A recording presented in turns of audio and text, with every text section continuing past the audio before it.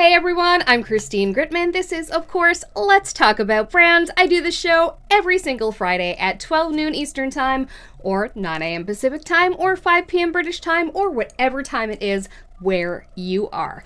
Now, I have a confession to make. While this show is normally live, last week I had to come at you pre-recorded. This week I also am coming at you pre-recorded, but I'm recording this actually very close to when it goes live, and it certainly always after my chat has taken place because I always love bringing your chat questions into our weekly discussion. This week our topic is branding with relationships. And all that can entail, what it can do for us, what it can mean, and how to do it in a really genuine way. We did a fantastic chat about that on Tuesday during my weekly Tuesday Twitter chat, which is Chat About Brand.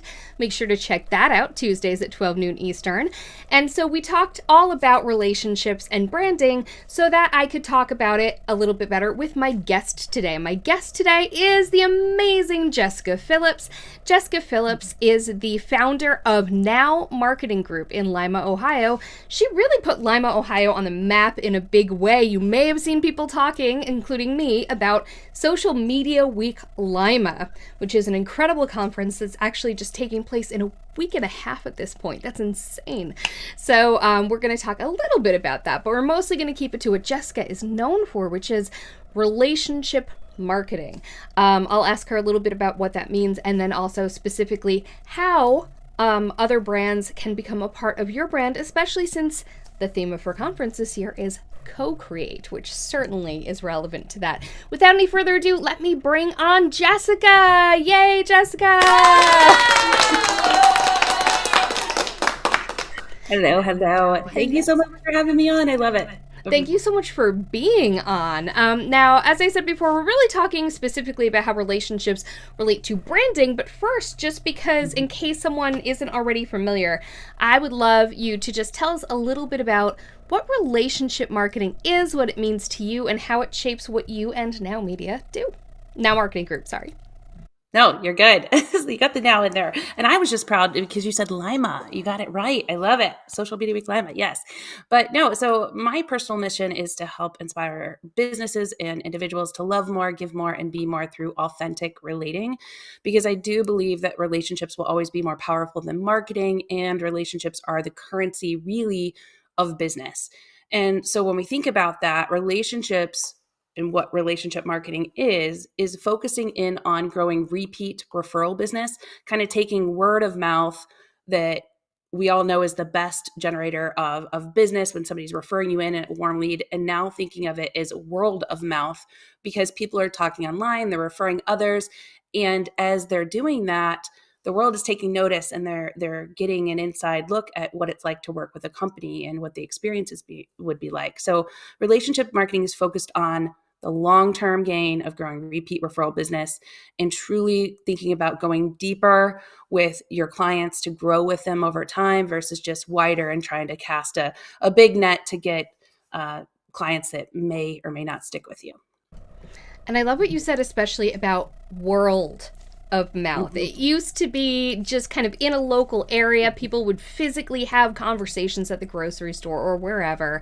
And now, of course, not only can people speak loudly and broadly across the entirety of the internet, one bad comment or review can really have legs, but also, and you've talked about this before, I've seen you talk about it, there's also dark social, which is those more private conversations that happen online.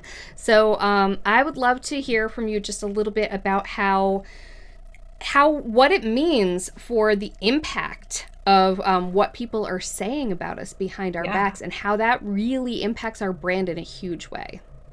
Yeah, and it's only growing more and more. So I know last year, really a lot of my talks were focused on dark social and how we're seeing this shift now to smaller, more niche communities where we're hanging out. I think all of us, we're on TikTok and we're in the reels and we're seeing short stories in Messenger, right? And text and all of these channels that we want to be with people that we belong with and hang out with and can build community with.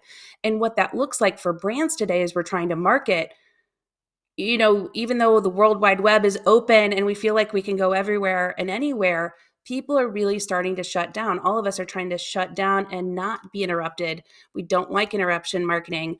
So we are gravitating to more niche communities, one, but also advertising with Facebook and Google and Apple. All of them are kind of limiting how companies can market you. So what this means at the end of the day is that the only way to truly grow sustainable long-term growth is to do business the right way, focused on relationships, because who you're working with and going to attract into like it needs to be almost like a magnet versus a bullhorn is like what I like to say, because that's going to be the right people that are going to stick with you, one.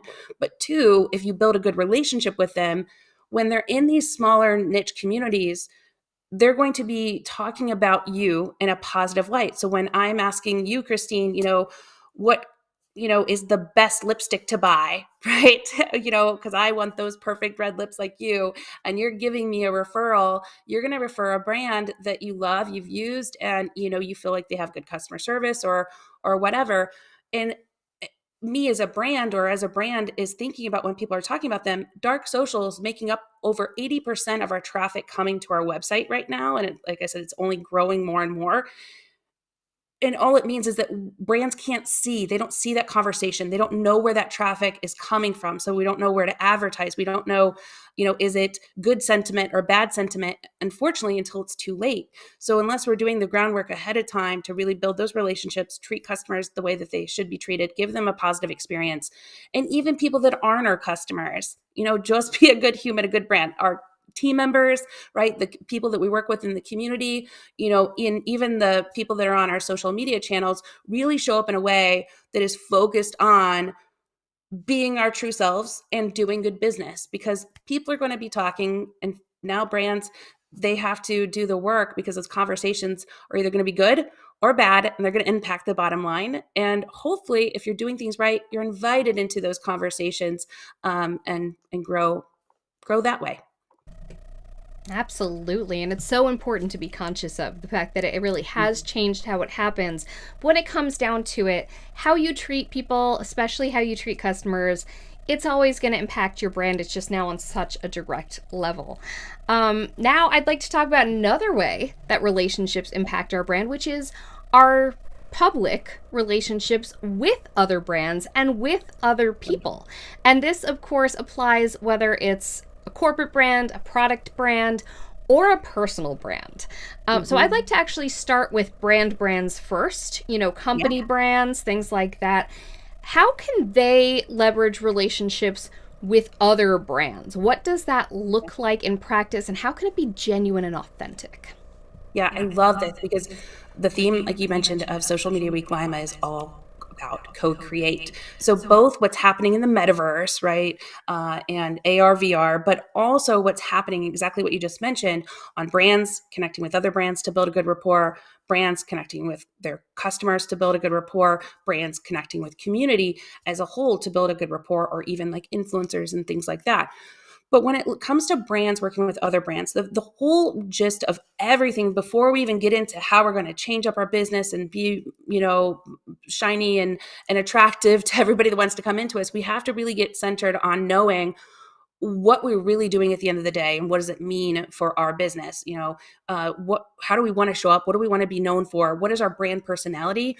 Because when we can get that North Star right and say, okay, we are a company, like, for example, Now Marketing Group, that's not just doing websites and social media posts and designs, but we're a brand that's focused on making relationships the forefront of business and marketing. And we want to work with those brands that is not just an industry or a type of person, but we want to work with individuals that truly get the power of doing what's right, not what's easy. They want to build long-term relationships with their customers, and they truly focus on culture. Like, it's a mindset. These are the type of people that are my people that I want to work with. So when I think about that, I can think about other brands. And so any brand can do this. If you think about what your North Star is, a brand, now you know who to hire to be part of your team that's going to care about what you care about. And you have this manifesto of sorts of how you want to show up. But now you can look at other brands that have that synergy with you on how you can show up to more impact the community that you're trying to serve, but also to have more influence over your core message of, or what you're there to do. So for Now Marketing Group, I gave you our example of how we want to show up. I could look at companies that are focused on maybe culture, right? And how maybe it's a software that is working on improving workplace culture, and I would co-create with them. So I would then show up and say, hey, you need to check out this app called Bucket List Rewards. Like, it's a great way of getting in, with your team members, to get them supporting each other, building up this workplace culture. And that's exactly what's happening. We're going to share several examples at Social Media Week Lima, where there's a coffee shop and a brewery that came together because they were looking at creating, a coffee flavored beer, I and just now they're interviewed them yesterday. yeah, yeah, I love that. I love that. And there's other companies. It's like a real estate company and a mortgage company now working together, and I've seen them on billboards advertising together, and they're saying like the Aw. perfect pair, right? We're seeing this a lot more because, one, there's strength in numbers. Two, you're getting introduced to another person's community when you're co-creating. That's so And valuable. yeah, it's so valuable. And what it says about the brand is, again, it influences that core message and that core vibe of who they are at the end of the day. So it's super important to really pick people that you get and they get what they're there to do too. So it does have the synergy. It does not, it's not something just based on, hey, this could be profitable for a hot minute, because now you're tying your brand with somebody else's in a way that it's going to have an impact on both of you. So I love just the evolution of this, and how it's growing, that people get that you can turn, community into collaborations, and that then is going to make your magnet stronger with the type of people that you want to connect with. Absolutely. And it is a very kind of intimate thing, really, because hopefully you've built a brand and a community that you value enough that Yeah. you don't want to let someone in who doesn't have that level of trust with you. To that end, personal brands. There are lots of people whose personal brands are somewhat interconnected. You are incredible with this because you have your people who you champion the heck out of. I'm unbelievably lucky to be in that circle. So let's talk a bit about that and how personal brands can also sort of reflect upon each other, because that can actually get messier in a lot of Yeah, ways. you're so right. Yeah. And it's creating the sense of belonging, right? So when people see groups of individuals that they follow and admire, because like attracts like, if you will, and so if somebody is connected with you and following your message, chances are they're going to see me and some others that believe what we believe, right? And so when they see that and they identify with that message, then they're like, I went in on that. Like, and it's not about us working together as far as business is concerned. Like, I'm not a customer of yours, you're not a customer of mine. However, we can still champion each other's message. And then again, it builds that stronger magnet. But as a personal brand, you really do need to look at even more so what you're trying to do at the end of the day. Because I've seen this a lot with people with personal brands where they'll show up everywhere, but people have no idea what they do. Like, at the end of the day, they're like, I know they do a lot of live shows and whatever.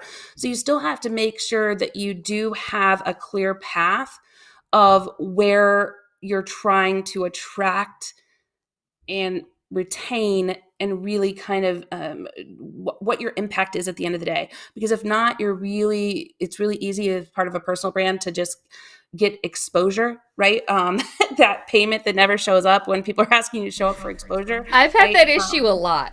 I will admit that. I'm very good at exposing myself. No, but But yeah, the same thing as a brand to brand, right? And even like an individual, a brand's with their customer. Like, I'll give you an example that I love, and this actually came up with when I started talking about dark social a couple of years ago, where it's like Hellman Mayonnaise, where they have an app where you could take pictures of what's in your kitchen as far as food's concerned, and they would send you back like a recipe for what you can make using the Hellman Mayonnaise. There's tons of apps that are like that right now, where a brand, now you're co-creating, you're creating a custom thing with your customer, with your community. and you're making something that they get to experience. And overall, when you co-create, the idea is to involve more senses in a way. So that's where that AR, VR kind of comes into play, as well as, things that are moving forward in the metaverse, because you're trying to evoke more senses, get more, more of an immersive experience where people are feeling something. Because we all know the saying, people don't care what you say, they, care like how you made them feel. And that's just it. And that's where relationship marketing, co-creation, all this kind of blends together to build a stronger rapport, to where I'm going to stick with you and rally around you because I believe what you believe, I trust you, and we've had some good times together, essentially. That's key. And it's key that it's also not only the good times together Yeah. too. To Yeah. that point, someone who you want to grab a beer with may not be someone who your audience can necessarily trust. Exactly. That's true. That's true. So what are some ways that branding relationships, kind of brands letting each other into each other's brands, can go wrong? Yeah, like the first one I said about the getting pay your exposure, right? Where you're just focused on that. Sometimes it could be where people get very um, narrow focused on who they enjoy, but haven't really taken into consideration, did that pause and that homework first of starting from the inside out. Who are we trying to be as an organization? What are we ultimately trying to say and do and show up for? Like, what's our manifesto? Who are we really trying to get in front of as far as our ideal audience and community is concerned? And what are we trying to ultimately have people feel or know about us at the end of the day? How are we showing up to care? So if those things aren't thought about first, then you can find yourself attracting the wrong community, one. Two, maybe jumping in to co-create with somebody that you haven't vetted properly or truly know like what they're like how they're treating their customers. So that's going to have a negative impact on your brand because of association. So make sure you know who you're aligning with, because there's tons of things that could go wrong in that scenario. Oh, Ultimately, humans. yeah. Humans are so fallible. All right, speaking of humans, we had some great humans asking some questions on my Tuesday chat about brand. I have these in no particular order, but let's see what people had to say. So first and foremost, Chad Phillips, CEO, digital marketing expert, wants to know, how is your outlook for your bit? You own an agency, you own Now Marketing Group in Lima, Ohio. So how is your outlook for your business in 5, 10, 20 years from now or whatever? But specifically, how is social media going to be or is a part of that strategy? And I have a feeling you have stuff to say beyond social media, because I know that you're thinking about the metaverse now. So go for it. How does your outlook look, and how does social media play into that strategy? I think I've had this conversation almost every day for the past 3.5 years ago. I met with the team and I told the team that account managers, social media account managers, as it relates for an agency to do work, I don't think it's going to be a thing anymore. How it looks today. What I do feel for agencies, if we're talking about this and what I'm talking about now, is that our role is going to be more of a supportive kind of liaison, more of a project manager that understands strategy, that can really speak the customer language of knowing who they are, what their tone of voice is, how they can show up to out care. So care is the acronym I use a lot. Capture attention, articulate their message, build relationships and exceptional experiences, and can help a brand identify what their outcare approach is, and then align them with the specialist that can help them show up for those areas. And then in-house, companies will need to have a social media account manager in-house to capture those real people doing real things in real time, and work with an agency, a strategist. So like that's what we're working with it now, to make sure our team members are at that level to say, okay, I see what you're trying to do here. And now I think we need to incorporate, an app for you to do this, this, and this. I think we need to, improve your experience this way. Here's where we need to show up on social. So if you do the stories and all of this and creating the content, we're going to help execute the video edits and designs and that kind of thing and help you with your ads. But the agency role is going to be more of having the right specialist in place and having that liaison person as a social media account manager that can monitor sentiment, that can give feedback and help them with the execution on a specialty level.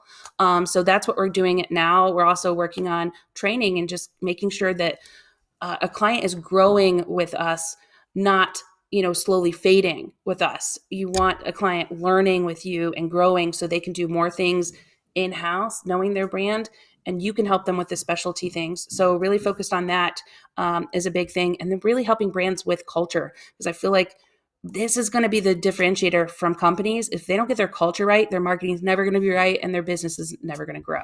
So really helping them understand that marketing starts from the inside out. And that's one of the things they have to focus on first. That's a really interesting take, the idea of agencies being more about guiding and strategizing as opposed to the doing. That sounds fantastic. That's going to be interesting. Okay, so another question. This is from Social Media Pulse Community. I am not always the manager for Social Media Pulse Community, but I actually did ask this question, which is that as a brand, Social Media Pulse Community, we are working on building fast. Like, we want to build our community, both the people who are actually registered for our community, but also our social media community. We want to build fast, but we also want to build smart.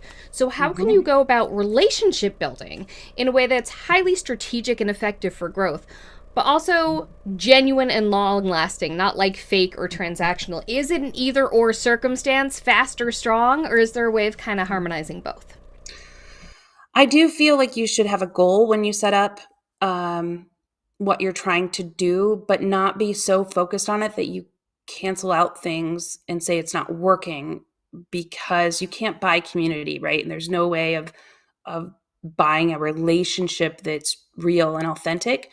So what I mean by that, like, for example, we created an app almost 2 years ago now, but we haven't really promoted or rolled it out because it wasn't right.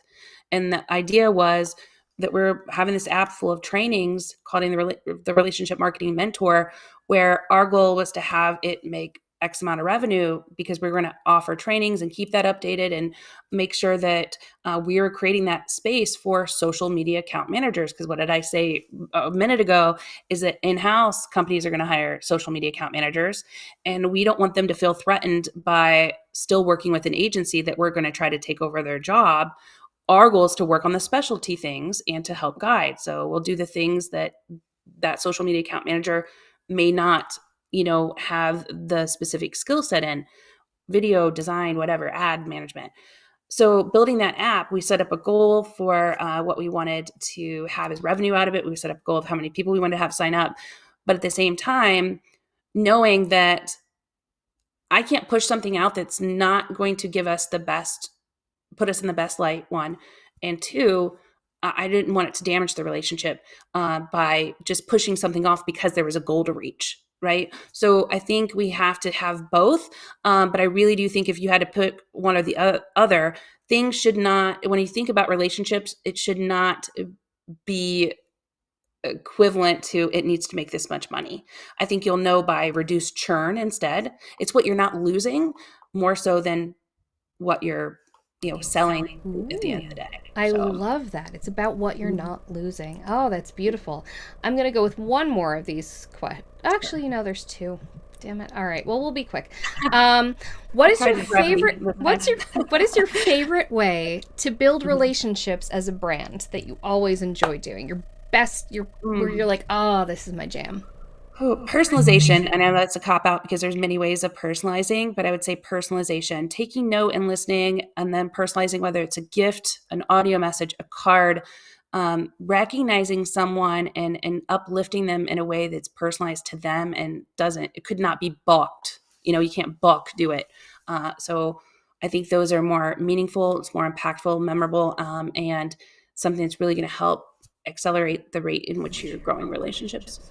You are an epic, Hall of Fame level gift giver. I've been the recipient of several different gifts from you, and they're all incredible. In fact, the only succulents I've ever not killed are sitting here at my desk, and they're from you too. Final question, I promise I'll let you go, but how does it work when a brand... Oh, yeah, no, we don't need to talk about brand overhauls. All right, so I guess the final thing is just tell everyone where they can find you, why they should find you, and also certainly hype up Social Media Week Lima. I'm going to put a link in the comments for Social Media Week Lima for anyone who wants to join us in a week and a half. But go for it. Tell people about that and also where they can find you. Thank you, thank you, thank you. Yeah, if you want to see awesome people like Christine and many, many others in person and build those relationships and that rapport in person, come to Social Media Week Lima. You can go to sociallima.com. It is happening June 15th and 16th of this month, so a week and a half away. But we're going to be talking about Co-Create, which is all about everything we've been talking about here, relationship marketing and how you can grow your business there. So I'd love to have you attend. It's 2 days. Everybody goes through the same experience together. And you really do leave with deepened relationships. That in-person time together, you cannot be replicated. I'm telling you, and any other thing that I've been to.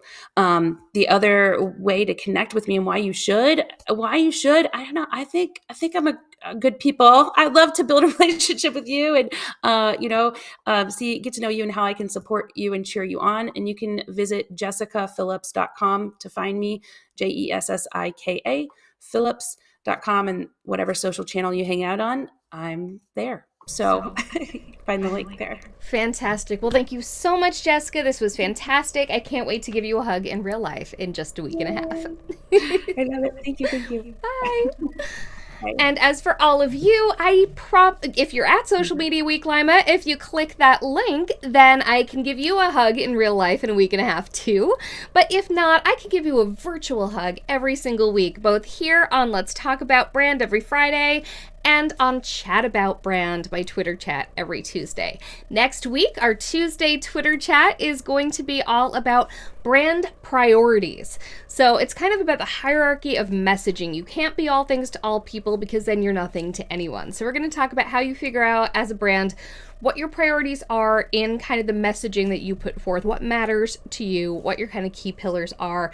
We're going to talk about that all together as a group on Twitter, on the Tuesday Twitter chat About Brand. And then next Friday, I am going to be talking to Brandon, Brand on Brands, all about that actually live this time next Friday. So please join us on your platform of choice. We'll be live on Facebook, Twitter, YouTube, and LinkedIn. Thanks. Bye.